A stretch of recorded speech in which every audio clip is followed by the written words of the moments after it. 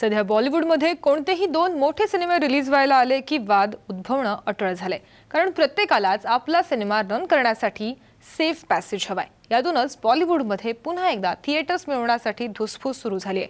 यावेळी कोणते दोन सिनेमे आमने-सामने आहेत ते जरा पाहूयात।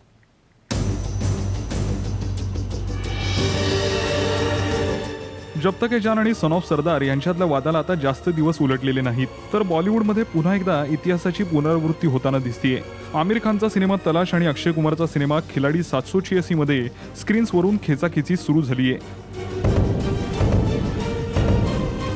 बातमी अशी आहे की 30 नोव्हेंबरला रिलीज होणाऱ्या तलाश या सिनेमाचे निर्माते सिंगल स्क्रीन थिएटर मालकांवर दबाव टाकतायत की त्यांनी तलाश हा सिनेमा पहिले 2 आठवडे थिएटर्समधून काढू नये। यामागचं कारण आहे 7 डिसेंबरला रिलीज होणारा अक्षय कुमारचा सिनेमा खिलाडी 786। तलाश हा सिनेमा सस्पेन्स ड्रामा आहे। तुम्हारा नाम क्या है? रोजी।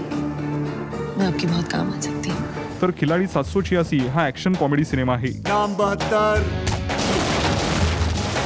त्यामुळे आमिरच्या सिनेमापेक्षा खिलाडी 786 ची हाईप जास्त झाली आहे। जिला मलकानपूर।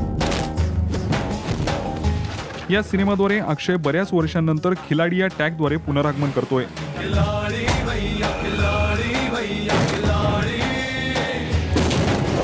खिलाडी या टॅगनं रिलीज झालेले सिनेमे अक्षयसाठी नेहमीच लकी ठरलेत। तर सिनेमाच्या प्रोमोमध्येही अक्षयचे gravity define action scenes popular झालेत।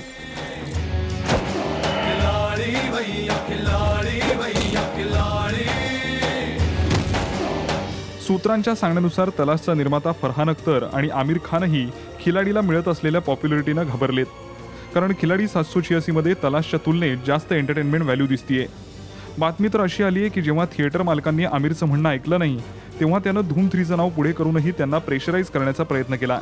असं असलं तरी थिएटर ओनर्स त्याच सिनेमाच्या फेवरमध्ये आहेत जो सिनेमा प्रेक्षकांना जास्त काळ पाहायला आवडेल। सिंगल स्क्रीन ओनर्सना असं वाटतंय की खिलाडी 786 रावडी राठोड प्रमाणेच बॉक्स ऑफिसवर कमाल करेल। अक्षयचा हा सिनेमा 100 करोडपेक्षा जास्त कमवू शकतो आणि थिएटर मालकांसाठी हा सौदा फायद्याचा ठरणार आहे। सध्या तरी दोन्ही बाजूनं जोरदार घासाघीस सुरू आहे। आता आमिर त्याच्या करिअरमध्ये आलेला हा प्रॉब्लेम कसा सोडवतो याकडेही सगळ्यांचं लक्ष लागलंय।